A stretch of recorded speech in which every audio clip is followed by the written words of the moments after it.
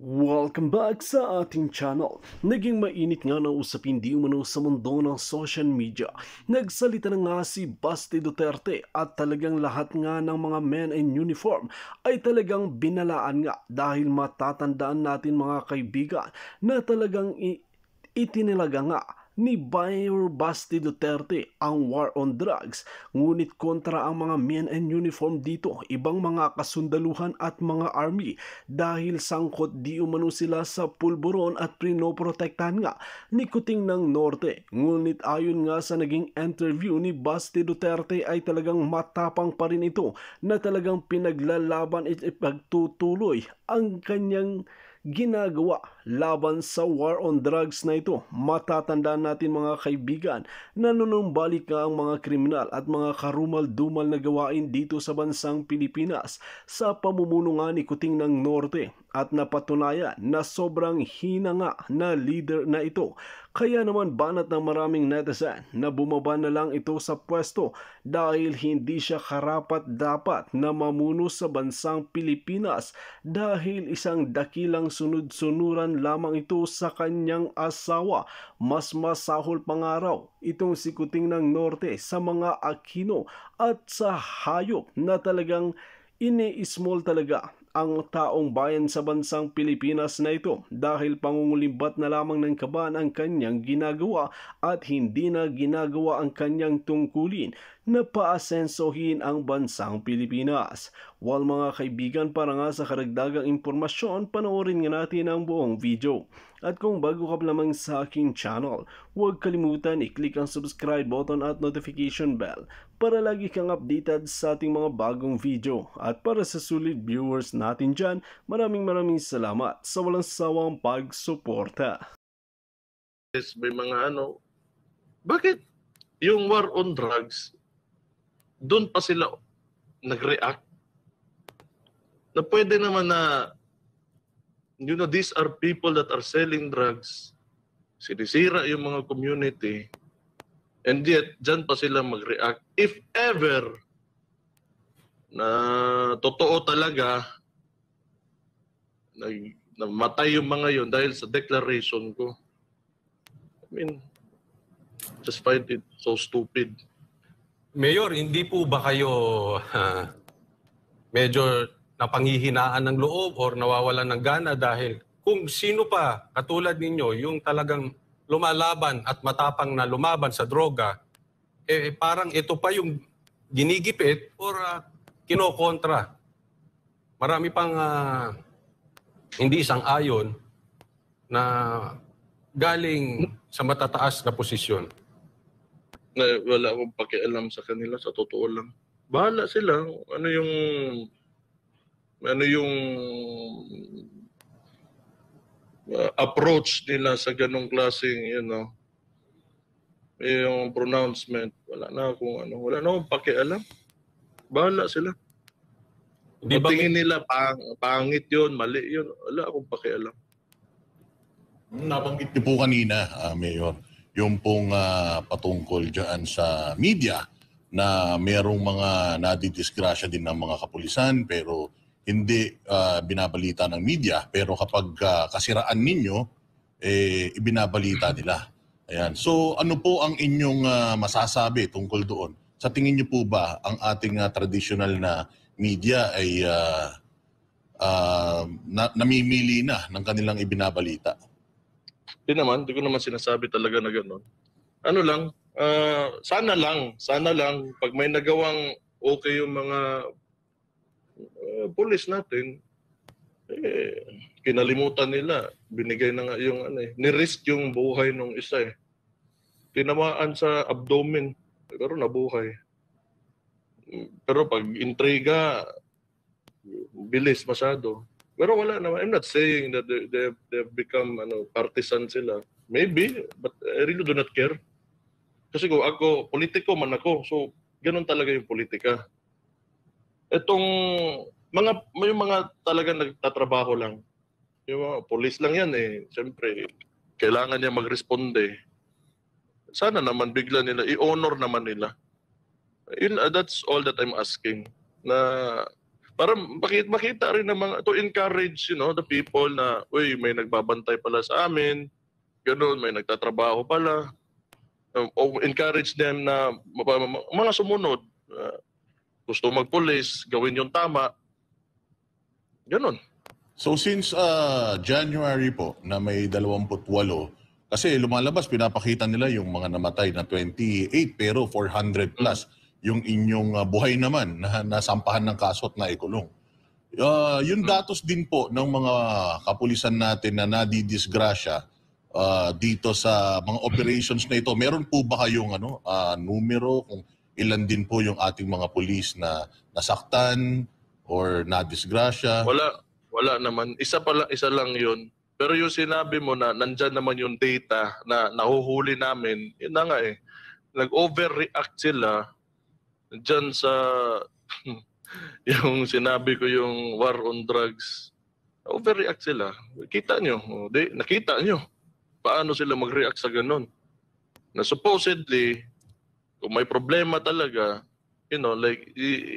ulitin ko, whether it be figuratively or literally, you have to support that. Kasi nakakasama yun sa and it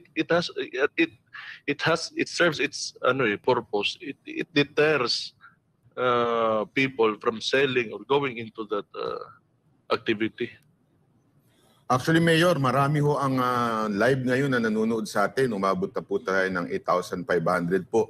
At sinasabi nga ho nila, sila ho ay sumusuporta sa inyo, tuwan-tuwa. Lalo na ho, may mga taga Davao din ho dito nagsasabing tuwan-tuwa ho sila sa ginawa ninyo, deklarasyon ninyo. Kayo ho ba, ano ho ba yung nakikita nyong response ng mga tao dyan sa Davao? Kasi yun yung sinasabi ng iba eh. Nagkaka-react ng react yung mga taga Maynila, react ng react yung mga walang alam tungkol sa nangyayari sa Davao. Pero yung mga taga Davao naman daw ay tuwan-tuwa sa ginawa ninyong deklarasyon na yan. Ano ba ang response ng mga kababayan nyo dyan sa Davao po? Ewan ko lang, hindi ko man busy kasi ako, boss, na trabaho. Wala akong time para to review yung mga comments and all. So, kung natuwa sila, ayaw nila ng droga, yun din ang gusto ko, di mabuti. Pero meron din ng mga hindi natuwa, yung mga may kaibigang pinoproteksyonan. Yung mga ilang opisyal natin sa gobyerno may pinoproteksyon ng mga kaibigan na nagkakalat nitong droga na ito. Meron mo ba kayong mensahe dito sa mga ilang politikong, alam naman po natin na hindi makakagalaw ang droga nang wala akong proteksyon mula sa taas o kung sino mang nandyan sa taas. Ano ho ang inyong mensahe sa kanila? Hindi ko, sir ha, kasi wala akong kilalang ganon. Pero kung ganon ka, patayin din kita. Mayor, matanong ko lang po, no? Dahil may mga na-relieve or nasuspending mga pulis. No? At marami pong matitino at mababait na pulis dyan na nagsisilbi ng tapat. Ano po ang kanilang lagay ngayon? Sila po ba ay in full support pa rin kahit na merong mga pulis na natanggal po dyan? Na nga, kawawa naman yung hindi naman sila certain talaga. They acted based on presumptions. Dahil nga, nag-declare ako ng gano'n, it never said na wala ako inutusan. Tapos yun yung narrative na gusto nilang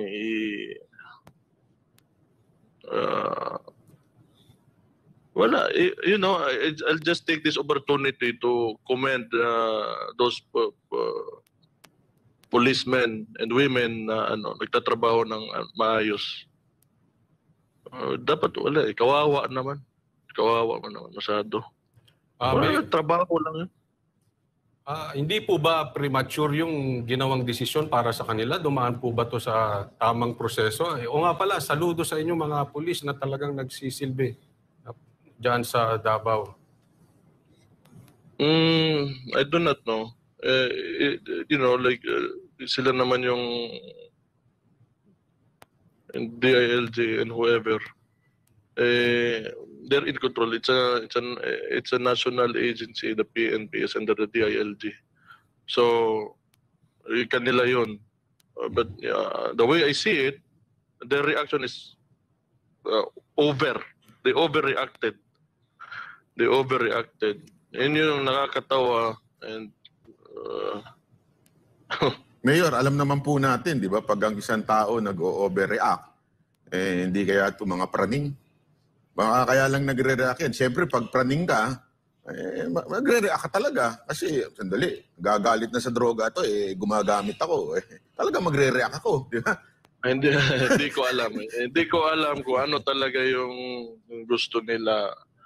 But kaya sinabi ko na nag-overreact sila because there are a lot of issues dito sa that you can fix dito sa Pilipinas. Maraming issue. And yung statement ko, hindi naman ikakasama yun ng mga inosenteng tao. So bakit yun ang bigyan nyo ng panahon? And I never told anyone to kill someone. I said ako. Mayor, ito pong alam naman po natin na yung ating administrasyon ay binago po nila yung approach. Kasi po dati ang sabi nila ay madugo ang gera ng Pangulong Duterte kontra droga. So binago nila yung approach, gusto nila bloodless. Taliwas daw po yung inyong polisiya, yung war on drugs po ninyo, doon sa nais ng national government ng pagsawata sa droga. Ano po ang inyong masasabi dyan? Sa kanila yun. Sa kanila yun. Kung yun yung tingin nila, okay, irespetuhin natin. Okay man. Sa kanila yun yun yung tingin nila. Okay.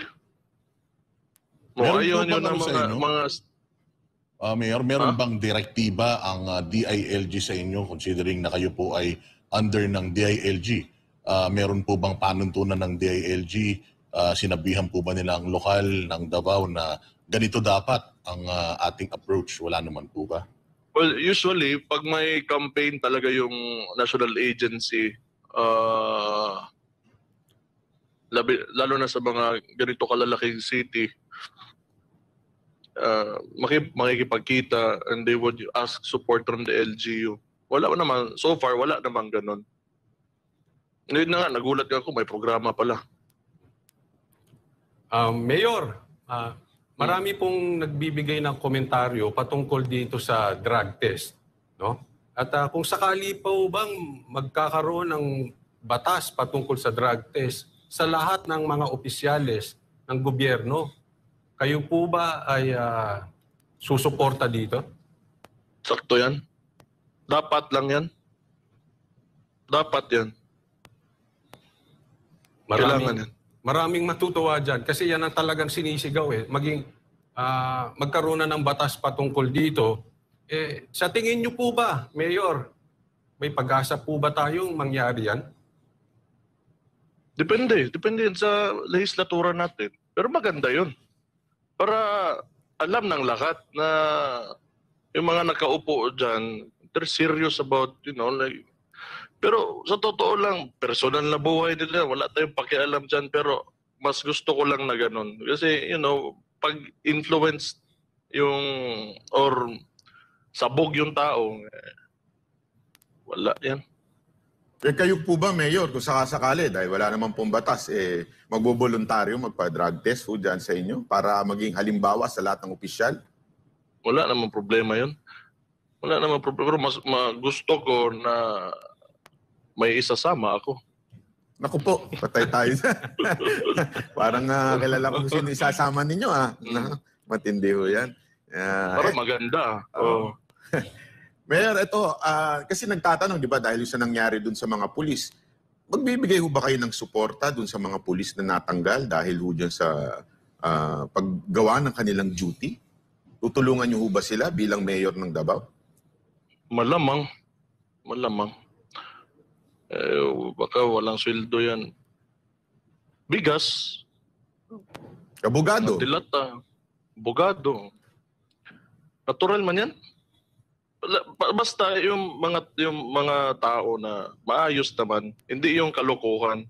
Pag kalokohan, talaga sibak yan. Pero pag maayos, seryoso naman sa trabaho, saka alam mo yun, maayos, suportahan natin. Lahat ng, it's not just the police, lahat ng mga activities ng mga individuals in government that are serious about, nung gusto ng progreso o pagbabago, magandang pagbabago para sa mga lugar nila, suportahan natin yan. Yan. Siguro maganda, itanungin din natin yung mga kababayan nating nanonood, umabot na ngayon ng 10,000. Sino ho ba ang gusto ninyong isama ni Mayor Baste Duterte para magpa-drug test? Diba? I-comment nyo po dyan. Tapos ibubulong na lang natin kay Mayor kung sino yung gusto nyong isama. Diba? Anyway, Mayor, isa pa hong matinding tanong ho dito sa ating mga kababayan dahil nga ho sa nangyayari hong itong laban nyo sa droga, hindi ho ba talaga kayo medyo kinakabahan dahil malapit na mag-eleksyon at baka mamaya pag initan kayo at may patakbuhin itong kalaban ninyo at suportahan laban sa inyo bilang mayor? Sa totoo lang, ito politika lang man yan. Hindi man ito yung buhay ko talaga. Marami pa naman akong gustong or pwedeng gawin sa buhay ko. Ito lang at this point in time in my life, andito ako sa politika, hindi ako pwede na hindi ko gawin kung ano yung sakto, kung ano yung tama. Kung tingin ng mga tao, mali yun, wala akong magagawa. O di sige, palitan niyo ako. Di okay naman ako sa buhay ko. Hanggat sa nandito ako, kung ano tingin ko no ikakabuti ng mga tao, doon lang ako. Kung ayaw nyo, hindi nyo gusto, bahala kayo. Wala, hindi ko ikakalungkot yan sa totoo lang. Kung ano, gagawin ko lang yun, kung ano lang trabaho ko, kasi tingin ko, kailangan ko gawin dahil mayor ako, walang iba na makakagawa noon, ako lang. Gawin ko yan. Basta ikakabuti ng karamihan. Ayan po, Mayor, pinapangarap po yan. Kung makikita nyo po ang komentaryo ngayon ay talagang dire-diretso. Ang dami nagko-komentaryo, pati yung gusto nilang isama nyo sa drug test. Binabanggit na rin po dito yung mga pangalan at pinapangarap po yan ng marami. No? Mayor, sana magkaroon tayo ng magandang direksyon or simulan yung drug test na yan, Mayor. Masusubukan ba natin yan sa mas maagang panahon? Di tanungin nyo kung ano. Pero bigyan muna natin ng panahon. Bigyan natin ng panahon. Baka, malay mo, baka pumalag yung mga yan sa drug test. Sige po, Mayor, maraming salamat po. Grabe ho, tuwan-tuwa ho yung mga kababayan nating nanonood dahil sobra hong suporta sa inyo. Gamitin nyo na ho itong pagkakataon na ito, Mayor, na bigyan ho ng instruction po yung kung ano yung mga gustong gawin ng mga kababayan natin sa Davao para makatulong sa inyo. Hindi, simple lang yan. Huwag nyo i-tolerate na may ganun na mga activities, drug-related, illegal drug activities sa mga lugar nyo. Ituro, kung gusto nyo, marehab yan o ano. Pero pag i-report to the authorities, alam nyo sa barangay nyo, huwag nyo i-tolerate. Huwag kayong matakot because the government, lalo na pag the government will always be on your side pag tama ka. Pag tama ka, huwag kayong matakot. Mayor, bitin po tayo sa oras. Baka pwedeng ma-imbita ka namin ulit. Pwede po ba kayong mag-guest muli dito sa amin? Live guest po, Mayor. Maganda po. Tapos diretso na po tayo sa PDEA. Di ba ho? Punta na natin yung PDEA, pa-drug test na tayo. Tanong natin kung totoo ba ang mga bali-balita sa paligid, di ba? Oo. Maganda ho. Ganun. Para matapos. Para Ayun. matapos. Pero huling mensahe na lang, Mayor, sa sa mga kapulisan natin na baka bumababa yung kanilang moral dahil kung sino pa nga yung nagtatrabaho, siya pa yung parang kinakastigo ngayong mga panahon na ito . Okay lang, wag kayo mag-alala. Maghanap lang tayo. Kung matanggal kayo sa trabaho, maghanap na lang tayo ng kung anong pwede natin gawin. Magtanim tayo ng palay. Samahan ko na lang yung mga yan. Sama tayo dyan. Oo. Nakayuko ka pa ba, Coach Oli? Pwede pa. Mayor, may mensahe po ba kayo na doon sa mga naiinggit? Katulad ko, dyan sa nangyayari sa Davao, dahil napaka-safe po dyan, may mga lugar po talaga napakadelikado. Meron po ba kayong mensahe?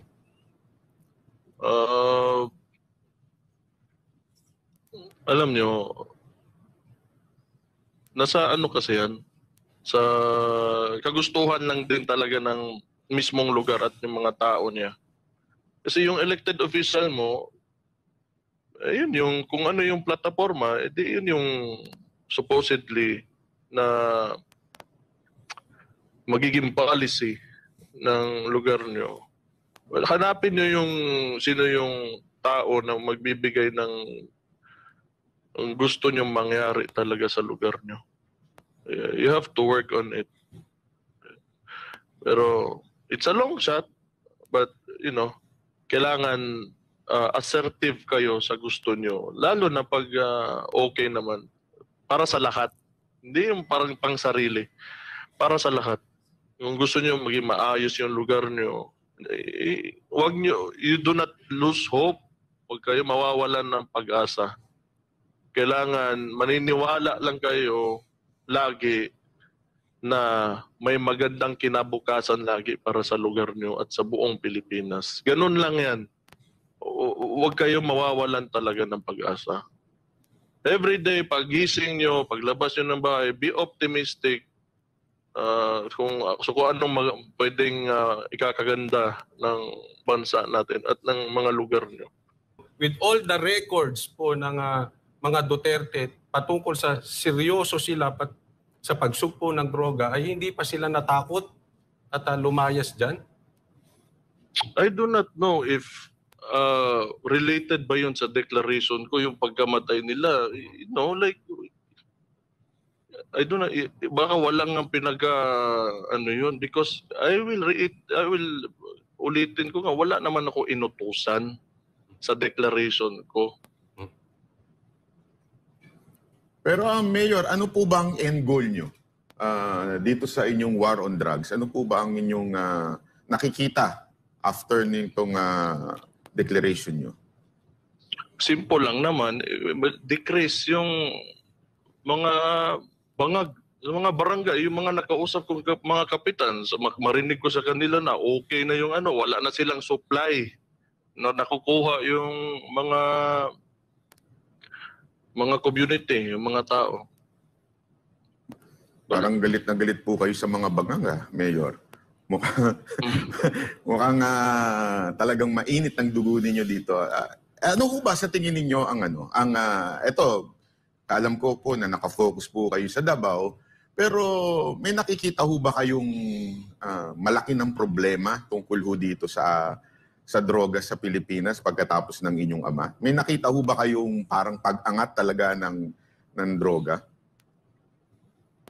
I suppose meron talaga yan. Hindi ko lang kasi hindi ko naman lugar yung pero ewan ko, di ba sabi ng DILG 28,000 barangays drug free. Hindi ko alam. I cannot speak for the other places. Ano sitwasyon nila.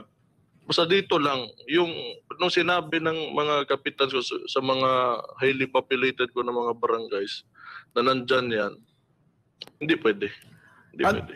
Ano pong reaksyon nyo dito sa sinabi po ni Secretary Abalos na kesyo talagang paiimbestigahan niya yung mga pulis na involved dyan sa pagpatay nung mga drug addict o drug pusher? Ano masasabi niyo dito?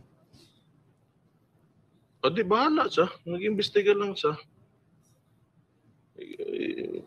Andyan naman yung ano. Ganito kasi yun. Tingnan na lang natin yung premise. Yung premise is yung statement ko. Sinabi ko, pag nagbebenta ka ng droga, papatayin kita. So far, wala pa naman ako nakakasalubong, wala pa naman ako pinapatay, ba't naman ako matatakot? Ayan, and Mayor, si Boss Dada po, balita po na meron daw pong 28 na casualty mula itong taon na ito, January. And then, nung inyo pong dineklara, yung war on drugs ninyo, nitong nakaraan lamang, ay meron daw pong 7 na casualty dyan sa kampanya na yan. Ano po ang masasabi po ninyo dito? Ito po ba ay reported po sa inyo, sir? Well, nababalita, siyempre, kasi nga may police operation. But, you know, itong naratiba na ito, umiikot na tayo eh. Yung police o trabaho ng police yan. Ano ba gusto nyo? Ano ba gusto nila? Yung police nagtatrabaho, paano yung pag lumaban, mamamatay? Kaya nga, inulit ko doon sa interview ko, sinabi ko nga, pag may accomplishment ng police, hindi binabalita ng media. May tinamaan dito sa amin dahil sa trabaho niya, hindi binabalita. And ngayon, may declaration tayo sa war on drugs. Paano naging issue yun? Na supposedly, ang isang government or kahit barangay, pag may problema sa droga, then naturally, you have to declare war against it. May problema sa droga eh. Masisira yung lugar mo. Pag hindi mo dineklara, it doesn't have to be literally or figuratively either of the two o paano yung it is to deter from people from going into illegal drug abuse and selling it. Mayor Baste, si Coach Oli po ito. Yes. Alam niyo po, maraming natutuwa sa inyo dahil dito sa, bagamat marami ring kritiko, mas maraming natutuwa sa inyo tungkol dito sa war on drugs. No? Lumalabas na po, ito na naman po tayo. At marami po talaga na gustong kayong tumakbo for national position nitong sa Senado dahil gusto nila. Actually, marami pong naiinggit dyan sa Davao dahil sa ginagawa po ninyo. Ano pong masasabi niyo doon? Hindi, ano lang,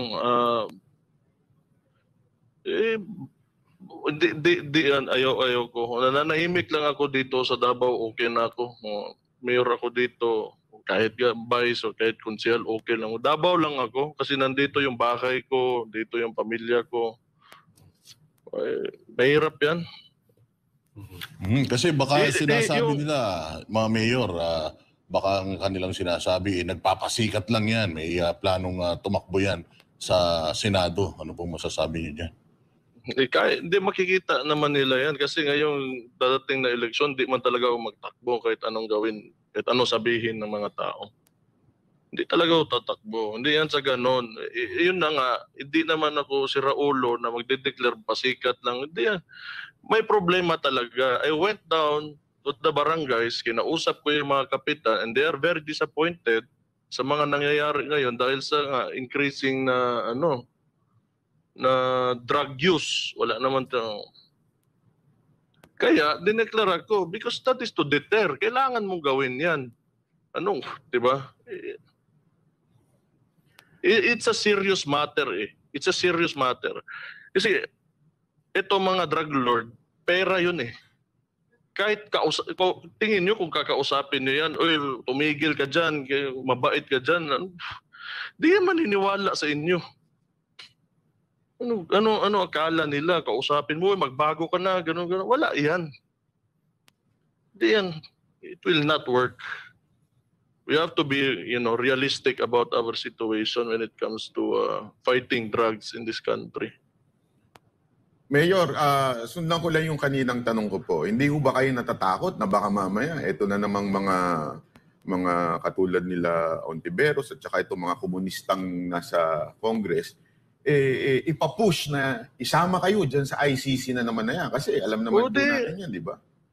isama nila. O di, go ahead. Go ahead. Kasi wala kung, the way I see it, wala naman talaga silang real appreciation talaga kung ano yung effect talaga ng droga sa mga communities natin. Kung ganon yun, hindi isama niyo ako. Oh, Ano pong masasabi nyo, Ano ngayon? Mayor, doon sa sinabi ni PNP Chief na hindi na kailangan ideklara dahil trabaho naman talaga namin ang pugsain ng droga sa Pilipinas? Tama naman yun. Tama naman yun. Yun na nga, wala naman ako sinabi at inutusan. Nasabi ko, ako yung papatay. So bali ho yung inyong speech parang directed to the hindi ho sa pulis kung hindi ho doon sa mga gumagawa. Kasi 'di ba yun nga po yung lingwahe ng mga pusher, mga drug lord. In whichever way they take it, okay na yun, bahala kayo sa buhay nyo. Basta ginasabi ko lang, and I will reiterate, papatayin kita. Ayaw mo maniwala, baka ako yun. Okay. Pero so far, Pero Mayor, considering po na alam naman natin na napakaganda po ng patakaran dyan sa inyo sa Davao. So nung pong panahon ng inyong ama, alam naman po natin na talaga namang bumaba yung bilang ng mga nagda-drugs at saka yung mga nagtutulak ng drugs. So dyan po sa inyong probinsya, mula po noong panahon ng inyong tatay, tapos nung siya'y natapos, ngayon bago Dito nga natin mapapatunayan mga kaibigan na talagang hindi na nga natatakot si Mayor Basti Duterte na ipaglabar ang war on drugs na ito dahil nanunumbalik na naman ang hindi magandang gawain sa bansang Pilipinas na ito. Aminin naman natin sa hindi ay talagang ito ang katotohanan na talagang lumalala na naman ang bansang Pilipinas sa pamumuno nga ni Kuting ng Norte na ito dahil hindi na siya kinakatakutan at nababayaran na ang batas ng Pilipinas. Tila ito nga ang nakakalungkot na katotohanan. Well mga kaibigan, kung kayo ang tatanungin ano ang inyong mga opinyon, just comment below sa ating comment section at ating pag-uusapan.